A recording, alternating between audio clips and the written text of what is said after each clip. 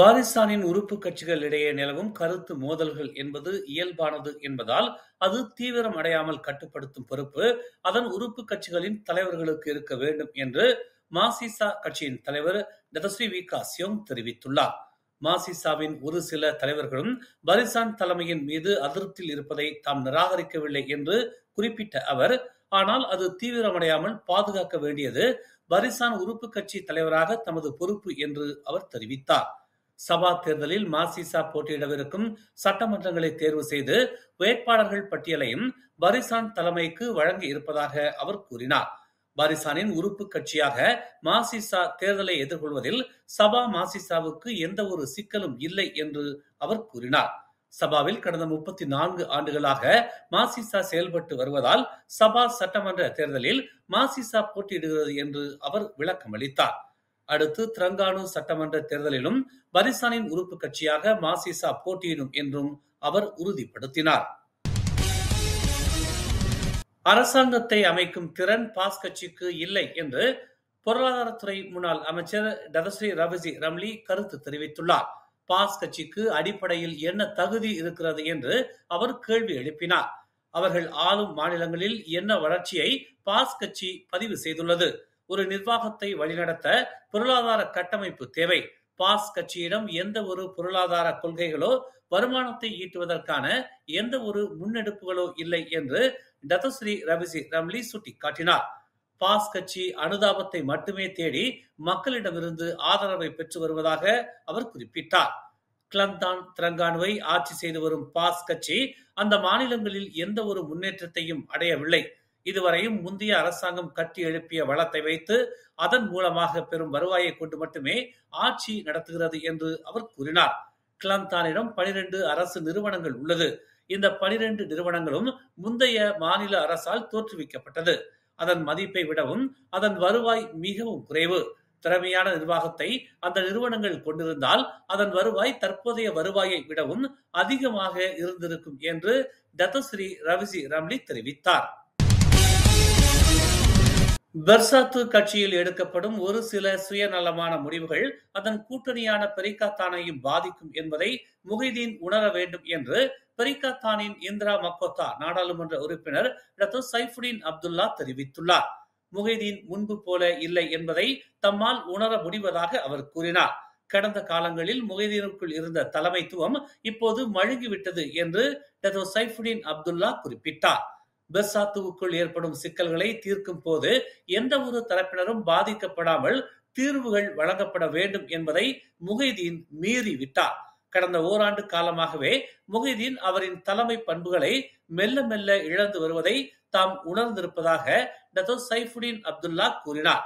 அரசியல் கட்சியிலிருந்து ஒருத்தரை நாம் வெளியே அனுப்பினால் கட்சி 100 அடி பின்தங்கிவிடும் என்பதை முஹிதீன் அறியாமல் பெர்சாத்துவின் ஆளுமை மிக்க தலைவர்களை அவர் இழந்து வருவதாக டாக்டர் சைஃபுடின் அப்துல்லா குற்றம் சாட்டினார். முஹிதீனின் இம்மாதிரியான செயல்பாடுகளால் பெரிகாத்தானின் கூட்டணி கட்சிகளுக்கும் பின்னடைவு ஏற்பட்டிருப்பதை டாக்டர் சைஃபுடின் அப்துல்லா சுட்டிக்காட்டினார். ஆசியான் மாநாட்டில் விருந்தினராக வந்த அமெரிக்க அதிபர் டொனால்டு டிரம்ப் மலேசியாவிற்கு இஸ்லாமிய வரலாற்று அவமானத்தை நிகழ்த்திவிட்டதாக முன்னாள் பிரதமரும் பெரிகாத்தான் நேஷனல் தலைவருமான தான் ஸ்ரீ முஹிதீன் யாசின் சாடினார். மலேசியாவுக்கு உலக நாடுகளின் வர்த்தக ஆதரவு வேண்டும் என்பதை தாம் ஏற்பதாகவும், ஆனால் ஆசியான் மாநாட்டுக்கு வந்த டொனால்டு டிரம்புக்கு அன்வார் அளித்த முக்கியத்துவம் என்பது அதிகப்படியானது என்றும் அவ்வளவு பெரிய மரியாதைக்குரியவர் அவர் அல்ல என்றும் முஹிதீன் கூறினார். இஸ்லாமிய நாடுகள் மீதான டொனால்டு டிரம்ப் நடவடிக்கைகளை அறியாதவரா அன்வார் எனும் கேள்வியை முஹிதீன் முன்வைத்தார். டொனால்டு டிரம்ப் என்பவர் ஒரு நாட்டின் தலைவர். மற்ற நாட்டு தலைவர்கள் மலேசியாவுக்கு வந்தால் நாம் எந்த அளவுக்கு மரியாதை வழங்க வேண்டுமோ அதே அளவிற்கு வழங்கி இருந்தால் போதுமானது.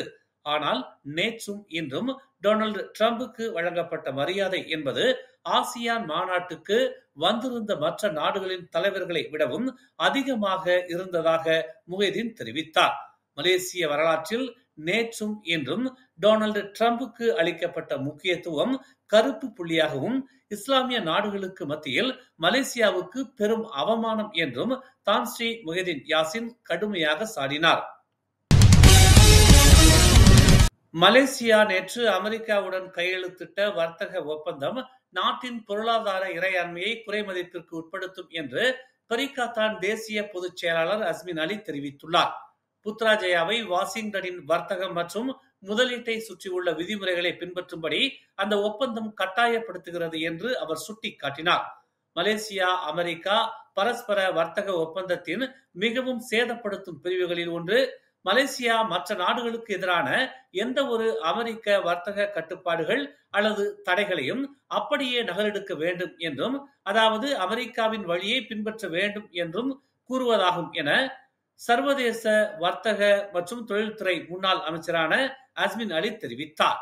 சீனா அல்லது ரஷ்யாவில் இருந்து அமெரிக்கா இறக்குமதி செய்வதை தடுக்க முடிவு செய்தால் மலேசியாவும் அதையே செய்ய வேண்டும். அது நமது பொருளாதாரத்திற்கு தீங்கு விளைவித்தாலும் கூட அதைத்தான் மேற்கொள்ள வேண்டும் என்று அஸ்மின் ஒரு அறிக்கையில் கூறினார். இந்த பிரிவு மலேசியாவை மற்றவர்கள் உடனான மோதலுக்கு கட்டாயப்படுத்துகிறது. மேலும் நீண்ட காலமாக நமது பலமாக இருந்து வரும் நடுநிலைமையை அழிக்கிறது என்று அஸ்மின் தெரிவித்தார்.